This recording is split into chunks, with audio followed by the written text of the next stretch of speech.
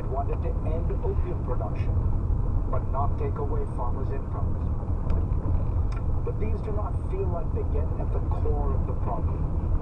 After their defeat in 2001, the Taliban regrouped and steadily gained ground from approximately 2005 onwards.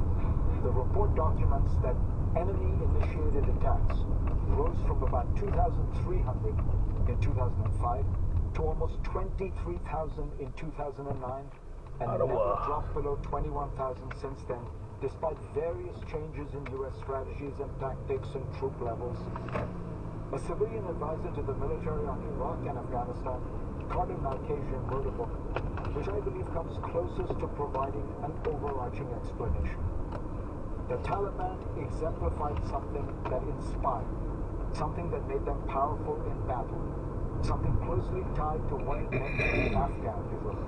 In simple terms, they fought for Islam and resistance to occupation, values enshrined in Afghan identity. Aligned with foreign occupiers, the government mustered no similar inspiration. America was the outsider in the middle of a complex civil war in Afghanistan, and the new Afghan government was never able to gain the legitimacy it needed. It was seen as massively corrupt and utterly reliant on America, and both charges were true. When a government has internal legitimacy, think of Ukraine today, foreigners can help it effectively. But when it lacks internal strength and support, outside help often weakens its credibility. To that one can add all kinds of other important reasons.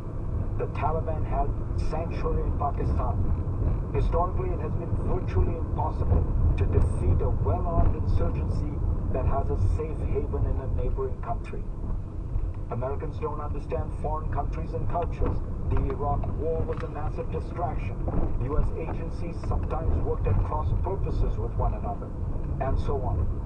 But there is another important lesson for America. The danger of not looking at reality carefully and succumbing to groupthink. For a long time, Washington's elites saw Afghanistan as the good war, morally justified, sanctioned by the United Nations. People were invested in believing that it was working, and many blinded themselves to evidence that it wasn't. The military is often very clear-eyed about a conflict, but once given a task, it will provide a stream of reports that prove it is succeeding. In Vietnam, it was body counts of the enemy dead. In Afghanistan, it was the growing numbers of the Afghan National Army, which turned out to